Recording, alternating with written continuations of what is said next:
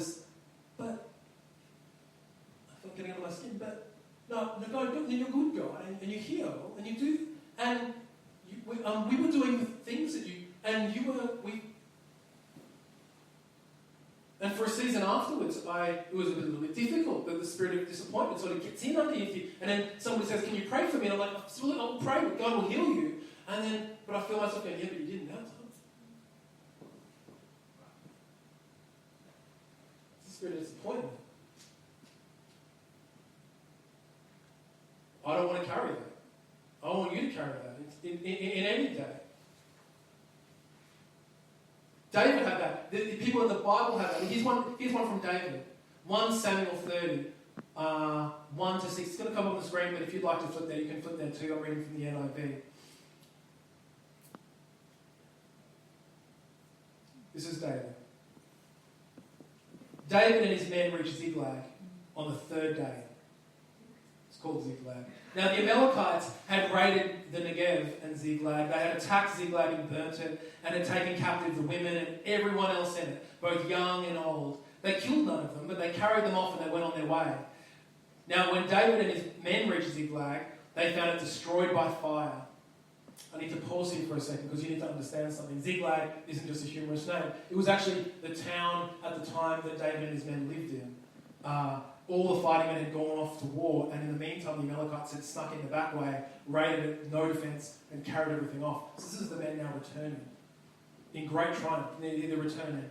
And they found it destroyed by fire, and their wives, their sons, and their daughters all gone. Spirit of disappointment. God, you're with us. God, you're with this guy, David. He's going to be the king, isn't he? He's been anointed as king. What's going on?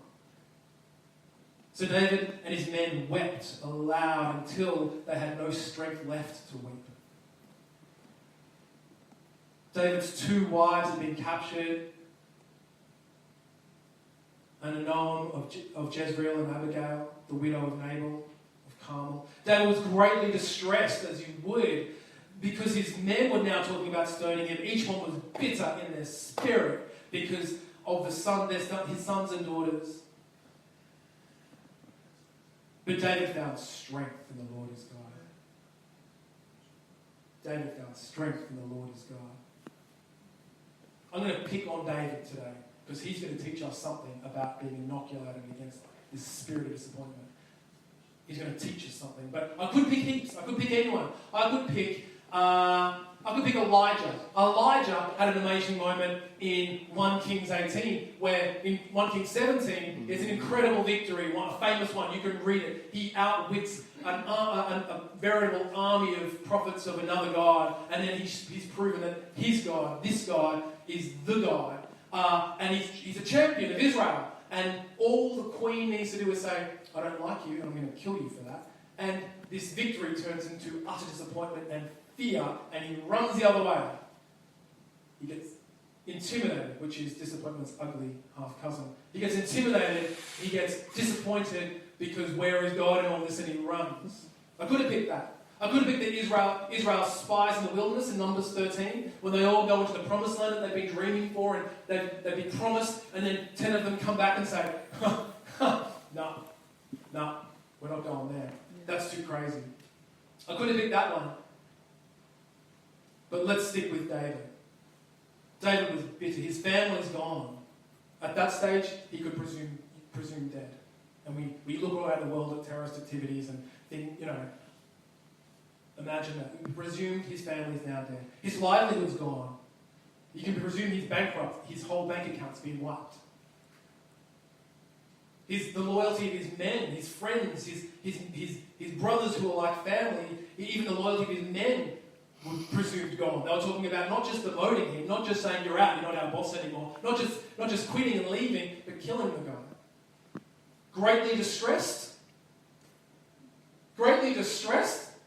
I have a feeling that that's an understatement in the Bible. Greatly distressed. Greatly distressed is when I can't find Wi-Fi. Greatly distressed is when I can't do that. Greatly distressed, this is an understatement. He is bitter. He is disappointed in his spirit. Will this take his life? Yet here we read one word, one sentence, 8 words I should say. 8 words that in it provide what we see, a flash of an antidote to the disappointed spirit in that moment. He strengthened himself in the Lord his God. He strengthened himself in the Lord his God. He strengthened himself in the Lord his God. And I'm not going to read the rest to you, but suffice to say that everything changes. And David gets everything back. And nobody's dead. He gets his family back. He gets his everything back because he strengthened himself in the Lord his God. I believe something about that because I'm thinking, David, that's not enough information.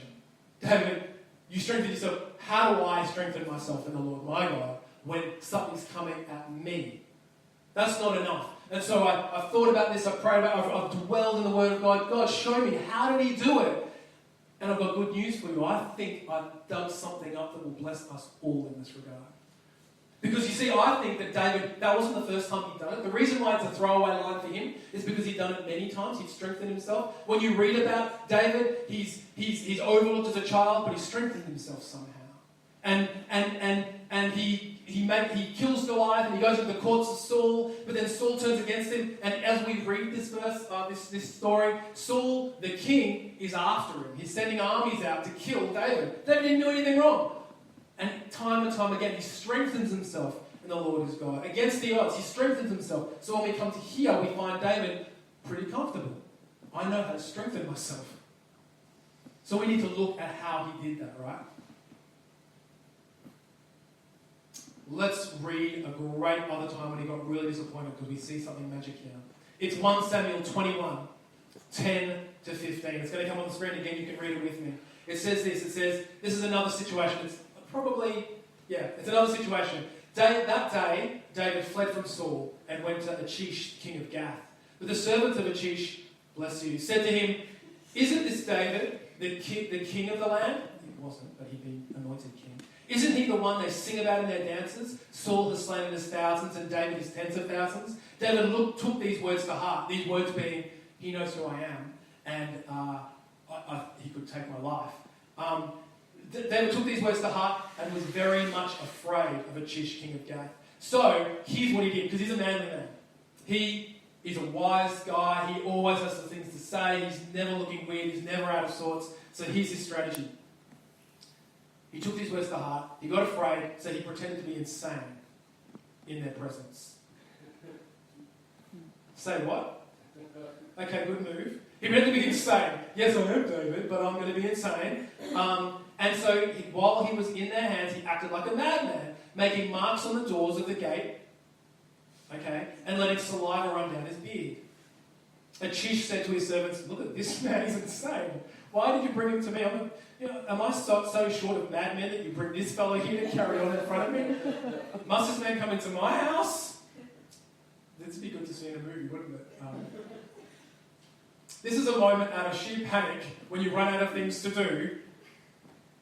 I'm just going to fake something. Like when I was a kid and I was in running races on track and field and stuff, and it was clear that we were going to win. I want to save some face sometimes, I confess. I might have faked an injury.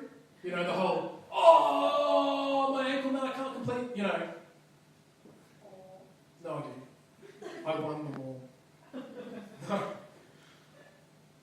David did something like that. And out of that comes a great sense of embarrassment, out of that comes humiliation, out of that comes this disappointment. But we get something here, and I want to dig here because there's a psalm, right? There's a psalm that's written in this moment, after this moment. He acts insane, he doesn't die, he leaves. It's not a moment of glory, it's a moment of disappointment. Saul's trying to kill him on one side, he has to act insane on the other side so he doesn't get killed. He's getting squashed in the middle of it all. He's feeling hard-pressed, things aren't going his way. The promise on his life was that he would be king. The promise on his life was that he would be the nation of Israel's king. And this isn't what's happening. He's fighting for every day. This is a moment of stress. This is a moment of disappointment.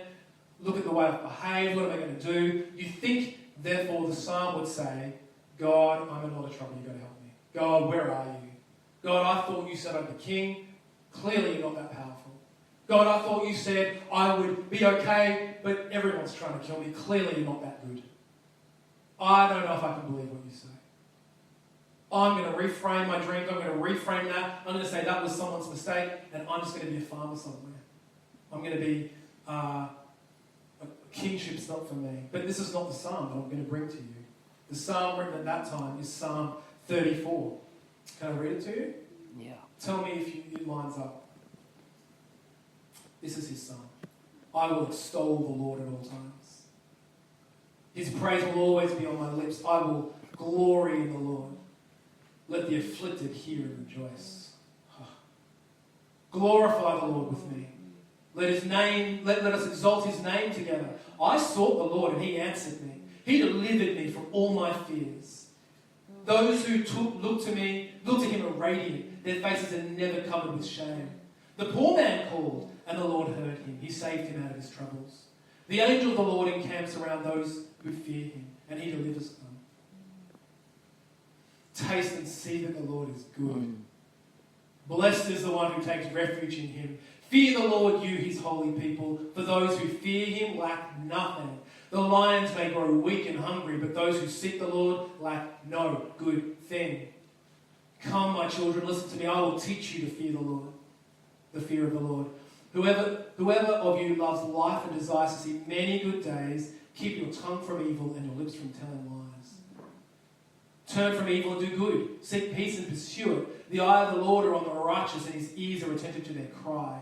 But the face of the Lord is against those who do evil.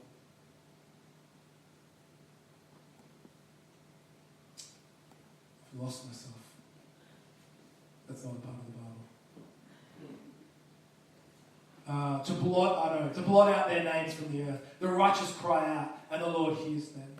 He delivers them from all their troubles. The Lord is close to the brokenhearted and saves those who are crushed in spirit.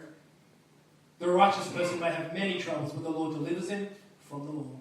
He protects all his bones, not one of them will be broken. Evil will slay the wicked. The foes of the righteous will be condemned. The Lord will rescue his servants. No one who takes refuge in him will be condemned. Okay. I don't know about you, but this doesn't sound like it fits parallel against the story of David we just read. He's attacked on every side. He's frothing at the mouth to fake a mental health condition. And this is the psalm he writes that night. This guy knows something that we don't. This was his last bastion. His last bastion when disappointment is entering, when confusion is entering, when he starts to feel things and doubting the power of God. His last bastion is this. It's to extol. Extol means to praise enthusiastically, not, but yes, Jesus. His last bastion is to praise enthusiastically the Lord in amongst the journey. His last bastion is to be thankful, even with everything happening around him. What? His last bastion is to remember and rest in the faithfulness and character of God and not the circumstances that shadow over him. That's how David strengthened himself in the Lord when all of his family were taken away. That's what I believe. I believe when he went off and the writer said, I think he strengthened himself in the Lord. I think what he was actually doing was finding some place and going, I extol and praise you, God. You are the Lord, my God. I know that this looks bad, but you, God, are greater. I remember you, God. This is how I believe David strengthened himself against the Lord, and it's the only immunization I see in Scripture against a retreating and defeated spirit. It's the only power that I can see that can successfully counterweight the deep disappointment that can get into a spirit. It's the only power that will hold your feet from slipping and sliding this year when you're remembering what you know that God said about your dreams, when circumstances start saying other things. That's what I said.